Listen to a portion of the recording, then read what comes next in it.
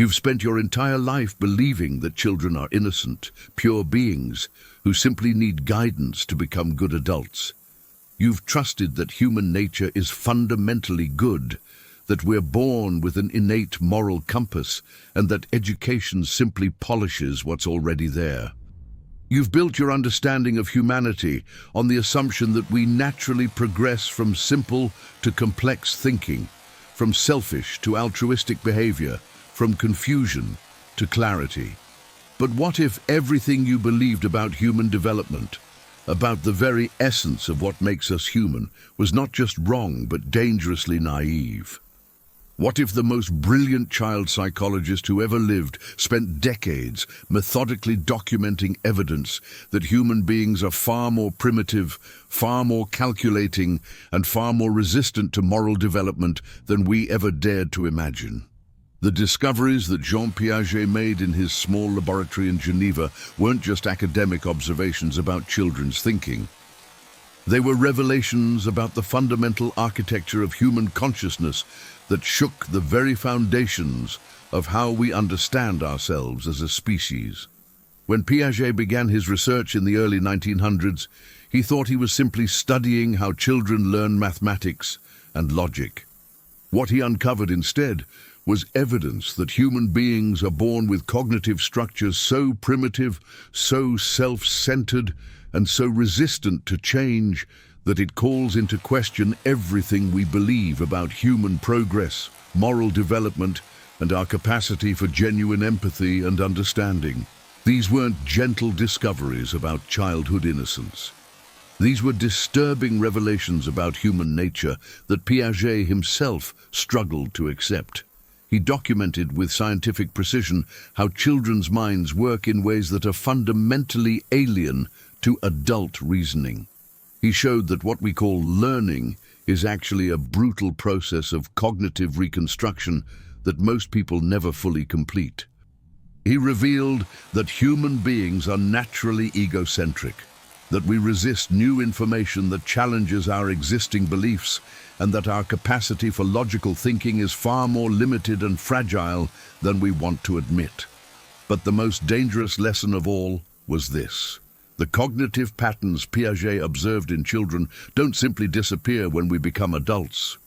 They remain as foundational structures in our minds, influencing how we process information, make decisions, and relate to others for our entire lives. The implications of this discovery are staggering.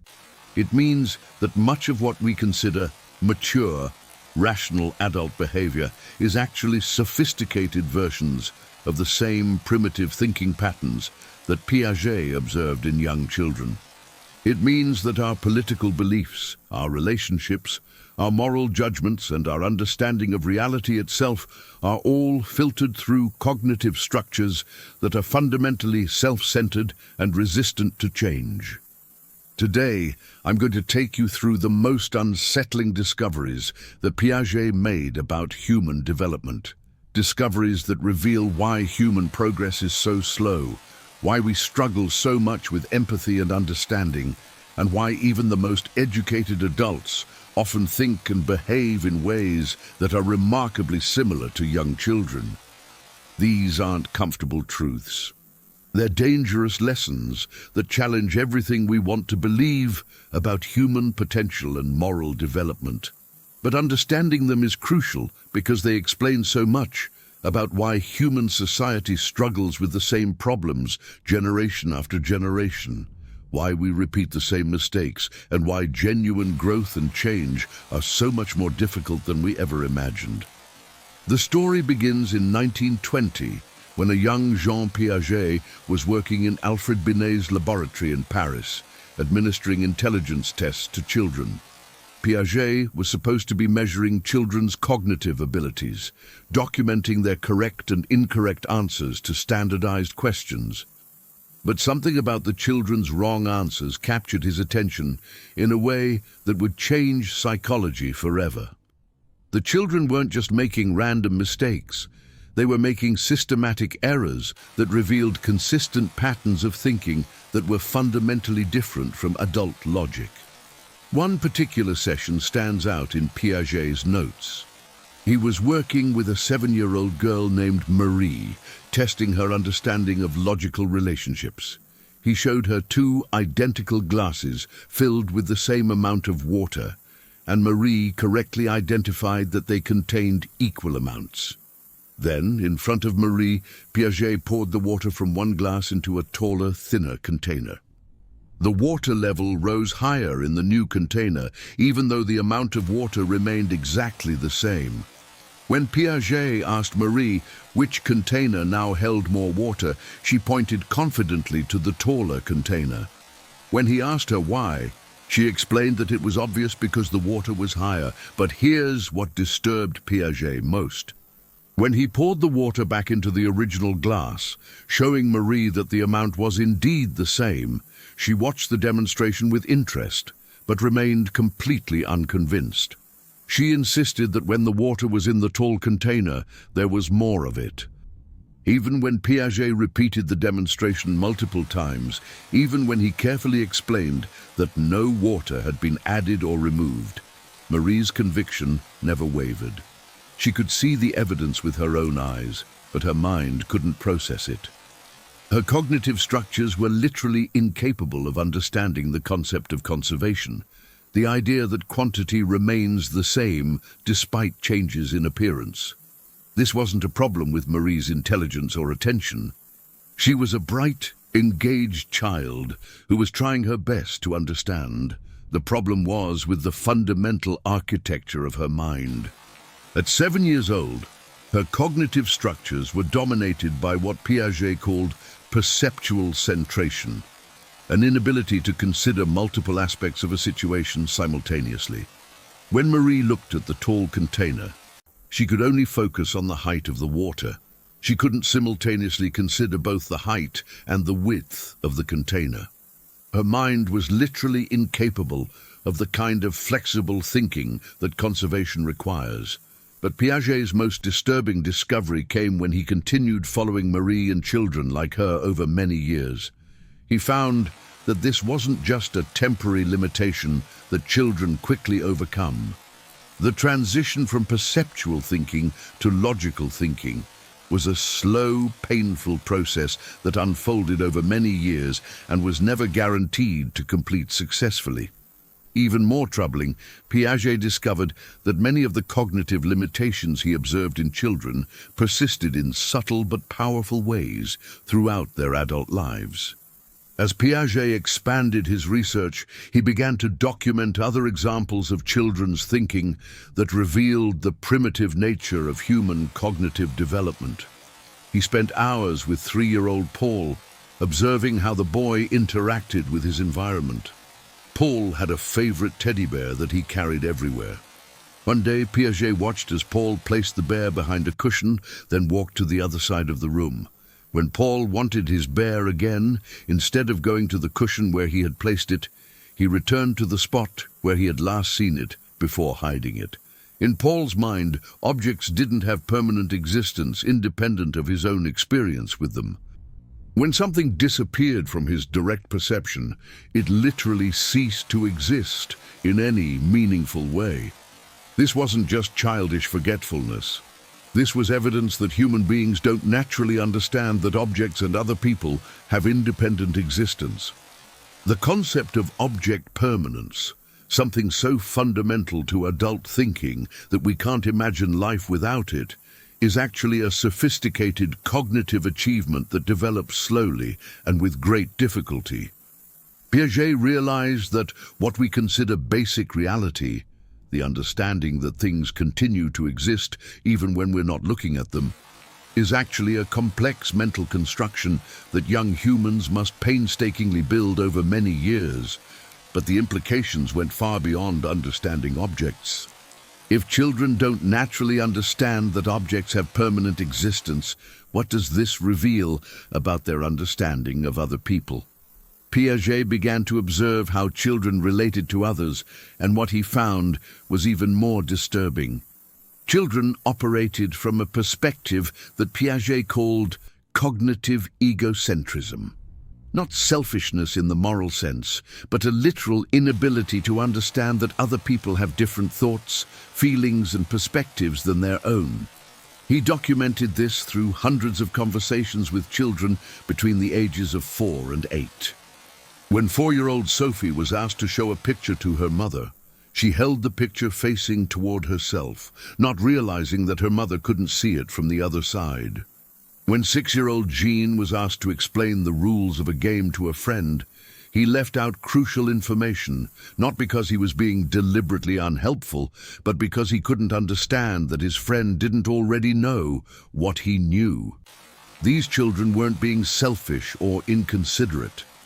Their minds were literally incapable of understanding that other people had different knowledge, different perspectives, or different emotional experiences than their own. Piaget realized he was documenting something profound about human nature. Human beings don't naturally develop empathy, perspective-taking abilities, or genuine understanding of others.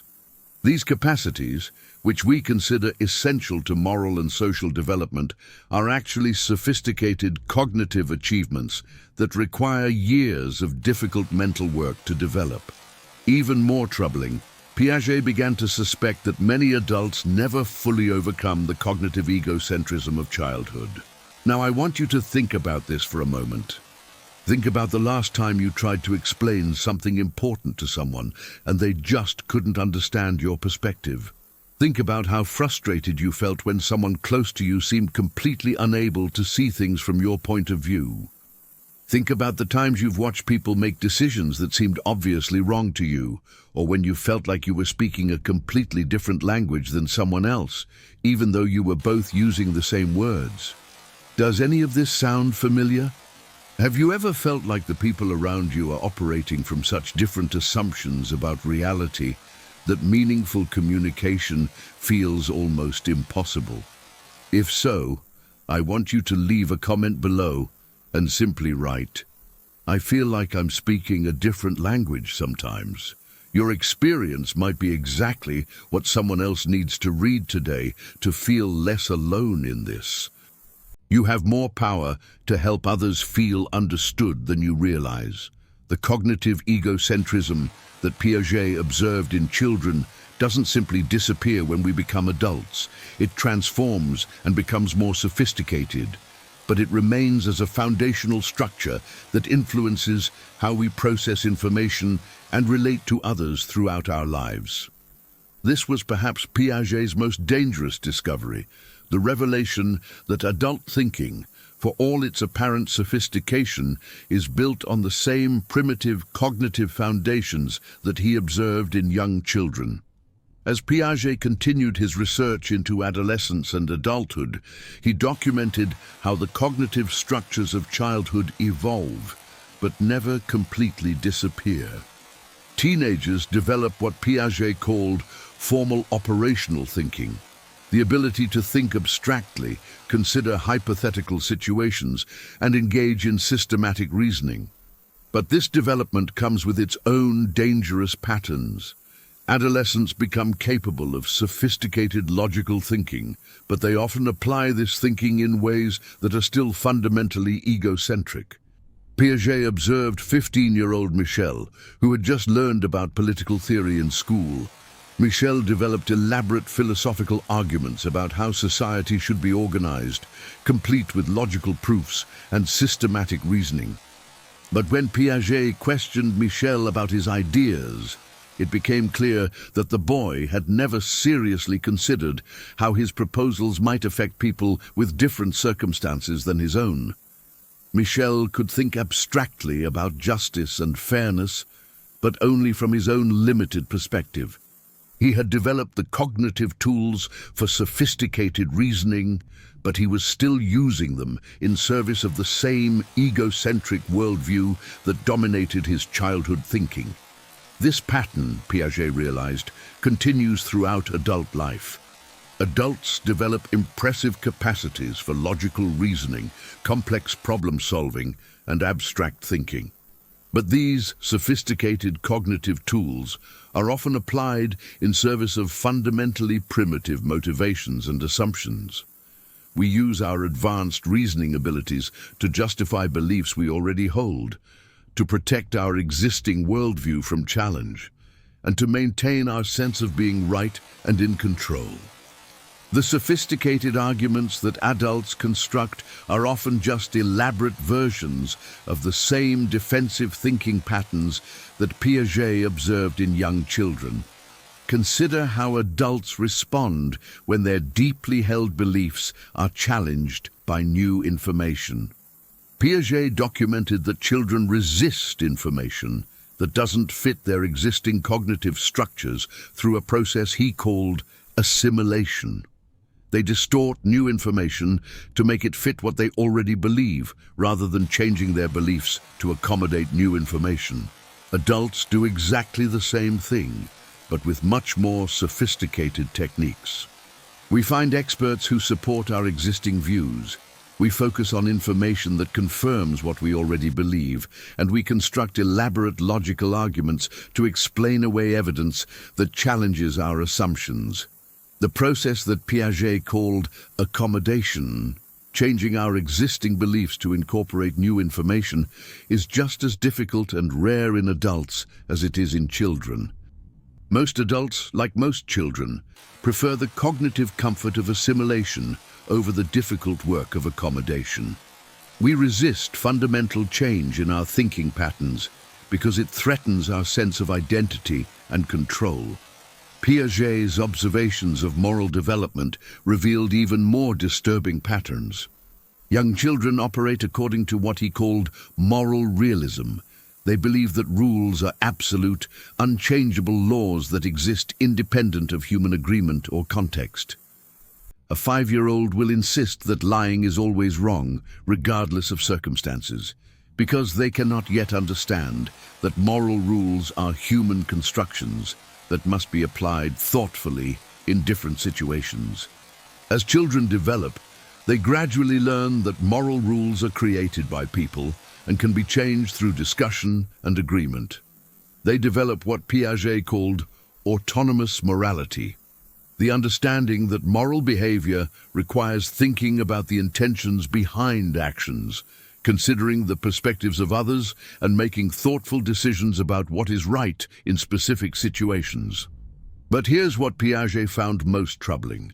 Many adults never fully develop autonomous morality. They continue to operate according to moral realism throughout their lives, insisting that their particular moral beliefs are absolute truths that apply to everyone in all situations. They resist considering different perspectives on moral questions. They struggle to understand why reasonable people might disagree with their moral judgments, and they often respond to moral complexity with rigid thinking patterns that are remarkably similar to those of young children. This explains so much about human conflict and misunderstanding. When adults with different moral frameworks try to communicate, they're often operating from fundamentally different assumptions about the nature of morality itself. Those who haven't developed beyond moral realism can't understand why their obviously correct moral positions aren't immediately accepted by everyone else. They interpret disagreement as evidence of bad faith or ignorance, rather than recognizing it as the natural result of thoughtful people applying different moral frameworks to complex situations. Piaget's research revealed that human cognitive development is not a smooth progression from ignorance to knowledge, from simplicity to complexity, from selfishness to altruism. Instead, it's a difficult and often incomplete process of reconstructing our understanding of reality multiple times throughout our lives. Each stage of development requires us to give up cherished beliefs about how the world works and rebuild our understanding from the ground up. This process is so challenging that many people simply stop developing at some point, preferring the cognitive comfort of familiar thinking patterns over the uncertainty and effort required for continued growth. The implications of these discoveries extend far beyond individual psychology. They help explain why human societies struggle with the same problems generation after generation. If most adults are operating with cognitive structures that are fundamentally egocentric, if they resist information that challenges their existing beliefs, and if they apply sophisticated reasoning in service of primitive motivations, then social progress becomes extraordinarily difficult. Political beliefs, religious convictions, and ideological commitments often function like the cognitive structures that Piaget observed in children. They provide a sense of certainty and control, but they also create resistance to new information and different perspectives. People use their advanced reasoning abilities to defend and elaborate their existing belief systems rather than to genuinely consider alternative viewpoints or to acknowledge the limitations of their own understanding. This is why rational argument and evidence are often ineffective at changing people's minds about important issues. When someone's political or religious beliefs are challenged, they don't respond like scientists evaluating new data. They respond like children whose fundamental understanding of reality is being threatened. They defend their existing beliefs through sophisticated versions of the same cognitive processes that Piaget observed in his young subjects. They focus selectively on supporting information. They distort challenging evidence to fit their existing frameworks. And they resist the difficult process of accommodation that genuine learning requires. Piaget documented these patterns not to condemn human nature, but to understand it. He believed that recognizing the primitive foundations of human thinking was essential for helping people develop more sophisticated and flexible cognitive abilities. But his discoveries also revealed just how difficult and rare genuine intellectual and moral development actually is. The most dangerous lesson of all was this: the cognitive limitations that Piaget observed in children don't simply disappear with age and education. They remain as foundational structures that continue to influence how we think, feel, and behave throughout our lives. The sophisticated thinking abilities that adults develop are layered on top of these primitive foundations, but they don't replace them. In times of stress, uncertainty, or threat, adults often revert to the same simple thinking patterns that dominated their childhood. This explains why highly educated, intelligent adults can behave in ways that seem surprisingly childish when their core beliefs or identity are threatened. It explains why people with advanced degrees in scientific fields can reject scientific evidence when it challenges their political or religious convictions. It explains why successful professionals can engage in remarkably primitive forms of conflict and competition in their personal relationships. Understanding these patterns isn't comfortable, but it's crucial for anyone who wants to continue growing and developing throughout their life. It means recognizing that our own thinking is still influenced by the same primitive cognitive structures that Piaget observed in children. It means accepting that our sophisticated reasoning abilities can be used to defend and justify beliefs that may be fundamentally flawed or limited. It means acknowledging that genuine growth requires the difficult and ongoing work of questioning our assumptions, considering different perspectives, and remaining open to information that challenges what we think we know. But Piaget's research also revealed something hopeful. While cognitive development is difficult and often incomplete, it is possible. People can learn to recognize their own cognitive limitations, to question their assumptions, and to develop more flexible and sophisticated ways of thinking. But this requires a kind of intellectual humility and commitment to growth that goes against many of our natural tendencies. The next phase of Piaget's research focused on understanding what allows some people to continue developing cognitively throughout their lives, while others remain stuck in earlier stages of thinking. He discovered that continued cognitive development requires three crucial elements: regular exposure to perspectives that challenge our existing beliefs, relationships with people who think differently than we do, and the willingness to tolerate the uncertainty and discomfort that comes with changing our fundamental assumptions about reality. This is where Piaget's discoveries become even more relevant to our current situation.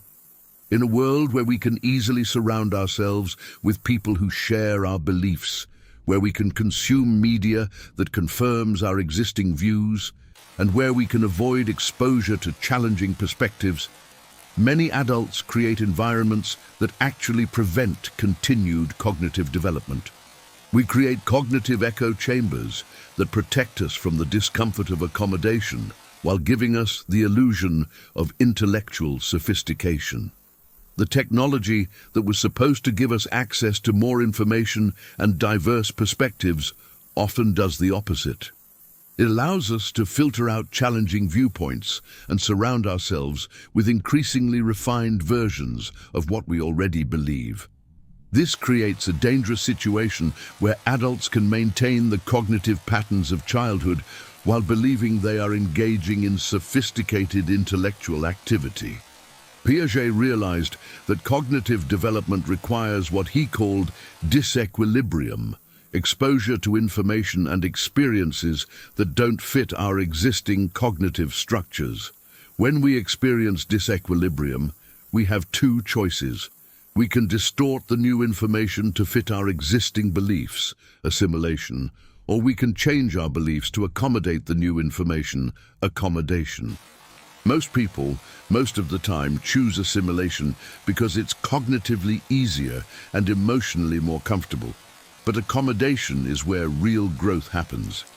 It's where we develop more sophisticated and flexible ways of thinking about ourselves and the world around us.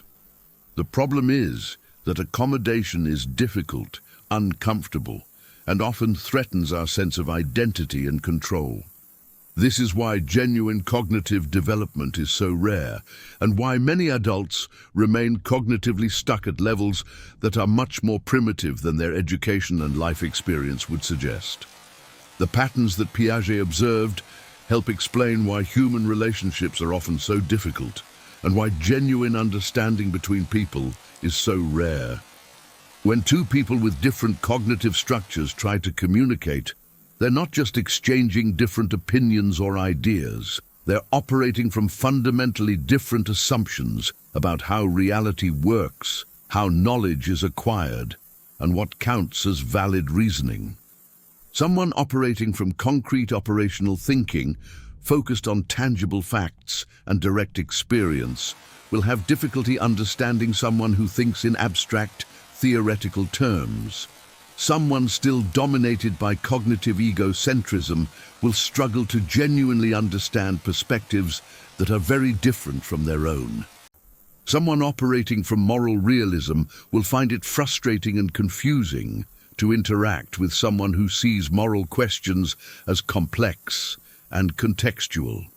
These differences in cognitive development help explain why marriages fail, why families become estranged, why political discourse becomes increasingly polarized, and why workplace conflicts often seem so intractable. People aren't just disagreeing about specific issues. They're operating from different levels of cognitive development that make genuine understanding extremely difficult. But Piaget's most disturbing discovery was still to come. As he continued his research into adulthood, he found evidence that the cognitive structures people develop in childhood and adolescence often become increasingly rigid over time, rather than more flexible. Adults who should have decades of experience with diverse perspectives and complex problems often become more entrenched in their beliefs and less open to new information as they age. This happens because the cognitive structures that we develop early in life become integrated into our sense of identity. Challenging these structures feels like threatening our very sense of who we are. As we invest more time and energy into building our lives around particular beliefs and assumptions, changing those beliefs becomes increasingly costly and threatening. We develop what Piaget called cognitive conservatism, an increasing resistance to fundamental change in our thinking patterns. This cognitive conservatism explains why older adults often seem more rigid and set in their ways than younger people. It's not necessarily because they're less intelligent or capable of learning. It's because they have more invested in maintaining their existing cognitive structures and more to lose by changing them. The beliefs and assumptions that once helped them navigate the world successfully become obstacles to continued growth and adaptation. The final and most dangerous lesson that Piaget revealed was this: the cognitive patterns that dominate human thinking are fundamentally unsuited to the complex, rapidly changing world that we have created. Our brains evolved to deal with small groups of people with shared beliefs and values, stable environments where the past was a reliable guide to the future, and problems that could be solved through direct action and immediate feedback. But we now live in a world where we must cooperate with millions of people who have radically different beliefs and values, where change happens so rapidly that past experience is often irrelevant, and where the most important problems require abstract thinking, long-term planning, and the ability to consider multiple perspectives simultaneously. The cognitive structures that Piaget documented in children and that persist in modified form throughout adult life are simply not adequate for dealing with this level of complexity. This mismatch between our primitive cognitive architecture and the sophisticated demands of modern life helps explain why human societies struggle with problems like climate change, global poverty, political polarization, and international conflict. These problems require exactly the kinds of thinking that human beings find most difficult. Considering long-term consequences, understanding complex systems, cooperating with people who are very different from us, and changing our behavior based on abstract rather than immediate consequences. Piaget's research suggests that addressing these challenges will require more than just better education or more information. It will require helping people develop more sophisticated cognitive structures that can handle complexity, uncertainty, and change. But this kind of development is exactly what human beings resist most strongly, because it threatens our sense of certainty and control. The story of Marie and the water glasses, of Paul and his teddy bear, of Michel and his political theories, isn't just a story about childhood development. It's a story about the fundamental limitations of human thinking that persist throughout our lives and that shape how we understand ourselves, our relationships, and our world. These limitations aren't flaws to be eliminated. They're features of human cognition that we must understand and work with if we want to continue growing and developing as individuals and as a species. But understanding these limitations is only the beginning. The real question is what we do with this knowledge. Do we use it as an excuse for our failures and limitations, or do we use it as a foundation for continued growth and development? Do we accept that our thinking will always be constrained by primitive cognitive structures, or do we commit to the difficult work of transcending these constraints through conscious effort and practice? Piaget believed that understanding the primitive foundations of human thinking was the first step toward developing more sophisticated and flexible cognitive abilities. But he also understood that this development would never be automatic or easy. It requires conscious effort, regular practice, and the willingness to tolerate uncertainty and discomfort. Most importantly, it requires the kind of intellectual humility that recognizes how much we don't know and how limited our perspective really is. The implications of Piaget's discoveries continue to unfold as we grapple with the challenges of living in an increasingly complex and interconnected world. His research provides a framework for understanding why human progress is so slow and difficult, why we repeat the same mistakes generation after generation, and why genuine understanding between people is so rare and precious. But his discoveries also point toward possibilities for continued growth and development that extend far beyond what most people ever achieve. By understanding the primitive foundations of our thinking, we can begin to recognize when we're falling back into childlike patterns of cognition. By accepting the limitations of our perspective, we can become more open to learning from others. By embracing the discomfort of accommodation, we can continue to develop more sophisticated and flexible ways of understanding ourselves and our world. The choice is ours, but the choice is also more difficult than we ever imagined. The difficulty lies not in understanding these concepts intellectually, but in applying them when it matters most. When someone criticizes your deeply held beliefs, when your child challenges your authority in ways that trigger your own childhood wounds, when your spouse sees a situation completely differently than you do, when political events unfold in ways that threaten your sense of how the world should work.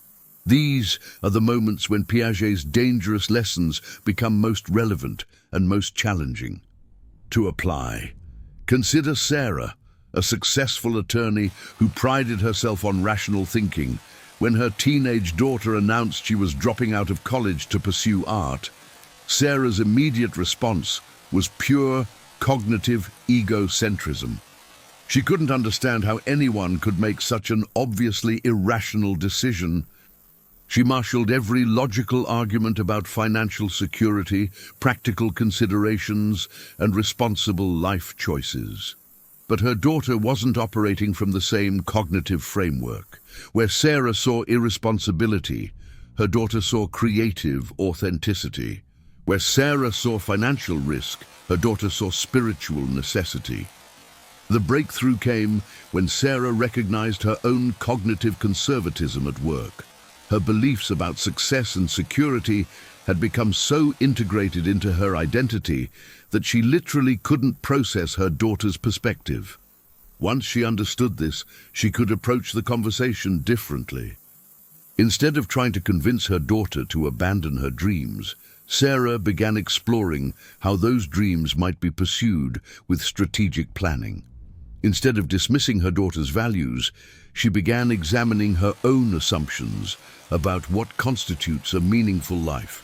This shift didn't happen overnight.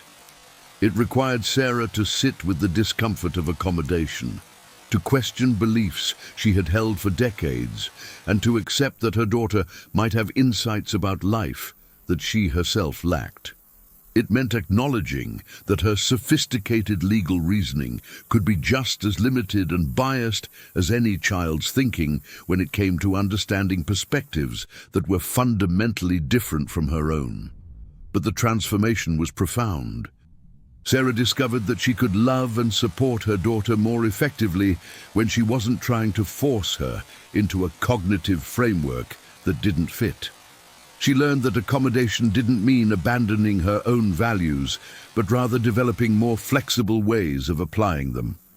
Most importantly, she experienced the deep satisfaction that comes from genuine learning and growth in the second half of life. The same principles apply to every relationship and every challenge we face. When we understand that other people's seemingly irrational behavior often makes perfect sense within their cognitive framework, we can respond with curiosity rather than judgment. When we recognize our own tendency to assimilate challenging information rather than accommodating it, we can consciously create space for genuine learning. When we accept that our perspective is limited and biased, we can approach disagreements as opportunities for mutual understanding rather than battles to be won. These insights become even more crucial when we consider the collective challenges facing humanity. Climate change, political polarization, technological disruption, global inequality. These problems persist, partly because they require exactly the kinds of cognitive flexibility that most people never develop. They require us to consider perspectives that are radically different from our own, to change our behavior based on abstract rather than immediate consequences, and to cooperate with people whose cognitive frameworks are fundamentally different from ours. But Piaget's research also suggests that these capabilities can be developed. Communities that actively promote cognitive development, educational systems that teach metacognitive skills, and social structures that reward intellectual humility and flexible thinking can help more people transcend the primitive cognitive patterns that limit human progress. You know, I've been sharing these profound insights about human development because I believe understanding ourselves at this deep level is the key to creating the kind of relationships and the kind of world we actually want to live in. If you've stayed with me through this challenging exploration, it tells me something important about who you are. You're not someone who settles for surface-level explanations or comfortable platitudes. You're willing to confront difficult truths about human nature because you understand that real growth only comes through honest self-examination. I hope you'll continue this journey of discovery with me. Every week I explore the most profound insights from psychology and human development, insights that can genuinely transform how you understand yourself, your relationships, and your place in the world. This isn't just academic knowledge. This is the kind of understanding that changes how you show up in your marriage, how you parent your children, how you navigate workplace conflicts, and how you make sense of the complex world around you. If this resonates with you, I'd love to have you join our community of people committed to genuine growth and understanding. Subscribe not because you need more content, but because you deserve access to insights that honor your intelligence and support your commitment to becoming the most conscious, flexible, and wise version of yourself possible. The dangerous lessons that Piaget revealed about human nature are ultimately lessons of hope. Yes, we are all constrained by primitive cognitive structures that evolved for a simpler world. Yes, most people remain trapped in childlike thinking patterns throughout their lives. Yes, genuine accommodation is difficult and often painful. But we are also the only species capable of recognizing these limitations and consciously working to transcend them. Every moment of genuine understanding between two people with different perspectives, every time someone changes their mind based on new evidence, every instance of intellectual humility and continued learning represents a small victory over the cognitive conservatism that keeps humanity trapped in repetitive patterns of conflict and misunderstanding. The choice between remaining prisoners of our primitive cognitive structures or committing to lifelong development isn't made once. It's made again and again, in countless small moments throughout our lives. It's made when we choose curiosity over judgment, when we seek understanding rather than victory, when we embrace the discomfort of growth rather than the comfort of certainty. Jean Piaget spent his life documenting both the obstacles to human development and the extraordinary possibilities that emerge when those obstacles are overcome. His most dangerous lessons point toward our greatest opportunity, the chance to become more conscious, more flexible, and more wise than our evolutionary heritage would suggest is possible.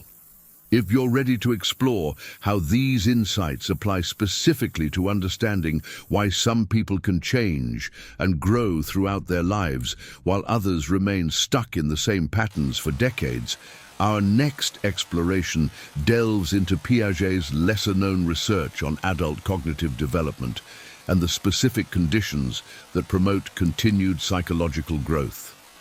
It's a natural continuation of this journey that could change how you think about your own potential for transformation. The dangerous lessons are also the most liberating ones. We are not condemned to remain who we have always been.